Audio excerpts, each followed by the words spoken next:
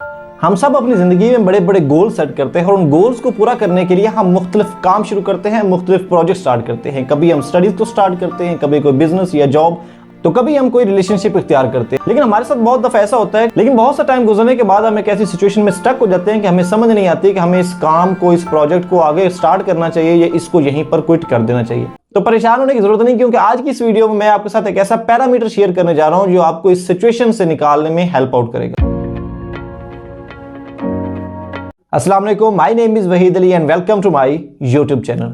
देखिए, सबसे पहले तो हमें इस क्वेश्चन को क्लियर करना होगा कि हमने किसी काम को स्टार्ट ही क्यों किया है, उसके पीछे हमारा वाई फैक्टर क्या है। तो वाई फैक्टर क्या हो सकता है? मनी हो सकता है, फेम हो सकता है, प्लेयर हो सकता है, सेटिस्फेक्शन, कंटेंटमेंट, कुछ भी ऐसा गोल हो सकता है जो हम अचीव करना चाह रहे हैं। लेकिन इस अचीवमेंट करने के दौरान ही हमें कुछ ऐसी प्रॉब्लम्स फेस करना पड़ सकती है जिसकी वजह से हम अक्सर सोचते हैं कि मुझे इस काम को क्विट कर देना चाहिए या मुझे इस काम को जारी रखना चाहिए। तो इस प्रॉब्लम से आपको निकालने के लिए आज की इस वीडियो में आपके साथ ऐसे पैरामीटर शेयर करने लगा हूं, आपको हेल्प आउट करेंगे कि आपने ये डिसीजन कैसे करना। तो वीडियो को लास्ट तक देखें, बहुत ही इंपॉर्टेंट इंफॉर्मेशन मैं आपके साथ शेयर करने लगा। सबसे पहली बात, जब भी हम कोई काम स्टार्ट करते हैं तो उसमें 3 पॉसिबल सिचुएशंस हो सकती हैं। सो वन बाय वन हम सब सिचुएशन को देखने की कोशिश करते हैं। तो जब भी आपने फैसला करना है कि आपने किसी काम को क्विट करना है या किसी काम को जारी रखना है, तो आपने खुद से 2 सवाल करने हैं। जी हां, सबसे पहली सिचुएशन में आपने खुद से 2 सवाल ये करने हैं कि क्या आपने जो काम स्टार्ट किया है उसके वो रिजल्ट्स आपको मिल रहे हैं जिस रिजल्ट्स के लिए आपने उस काम को शुरू किया था। अगर इसका आंसर यस है तो फिर आपने सेकंड क्वेश्चन की तरफ जाना है।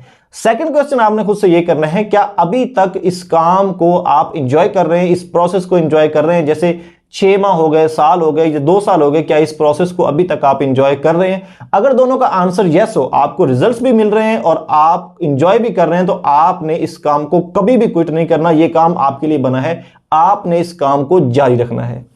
अब आते हैं हम सेकंड सिचुएशन की तरफ। सेकंड सिचुएशन ये है कि आपने क्विट करना है, तो फिर भी खुद से 2 सवाल पूछे। क्या आपको वो रिजल्ट्स मिल रहे हैं जिस रिजल्ट्स की खातिर आपने इस काम को स्टार्ट किया था? अगर तो इसका आंसर नो है, तो फिर आपने सेकंड क्वेश्चन भी खुद से पूछना है, क्या अभी तक आप इस प्रोसेस को, इस चीज को एंजॉय कर पा रहे हैं? अगर इसका आंसर भी नो आपको मिले, तो आपने इस काम को क्विट कर देना है। ये काम आपके लिए बिल्कुल भी नहीं है। ये काम आपको टेंशन देगा, एंजाइटी देगा और अल्टीमेटली आपको डिप्रेशन की तरफ ले जाएगा। अब आते हैं तीसरी सिचुएशन की तरफ। देखिए, ये दोनों सिचुएशंस तो बिल्कुल ब्लैक एंड व्हाइट क्लियर थी।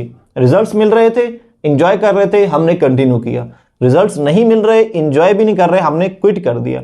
लेकिन तीसरी जो सबसे बिगेस्ट प्रॉब्लम हमें फेस करना पड़ सकती है वो ये हो सकता है कि हमें हो सकता है एक यस हो और एक नो हो। रिजल्ट्स मिल रहे हो, एंजॉय नहीं कर रहे, या एंजॉय कर रहे और हमें रिजल्ट्स नहीं मिल रहे। तो इस प्रॉब्लम को कैसे टैकल किया जाए, क्योंकि यहां पर क्विट करना बहुत ही मुश्किल होता है और कैरी करना भी बहुत ही मुश्किल होता है। क्योंकि अगर रिजल्ट्स मिल रहे हैं और एंजॉय नहीं कर रहे, तो हम इस वजह से क्विट नहीं करते क्योंकि हमें एक रिजल्ट्स मिल रहे हैं पैसे की शक्ल में, किसी और शक्ल में। जैसे आपकी जॉब है तो आपको सैलरी मिल रही, लेकिन आप एंजॉय नहीं कर पा रहे। और दूसरी तरफ अगर हम जाएं तो बिजनेस की अगर बात करें या फिर जॉब की बात करें कि हम इंजॉय तो कर रहे हैं, किसी काम को इंजॉय कर रहे हैं, लेकिन वो रिजल्ट्स हमें नहीं मिल रहे जो पैसे की शक्ल में मिलने चाहिए, या हमें कुछ ज्यादा फायदा नहीं हो रहा।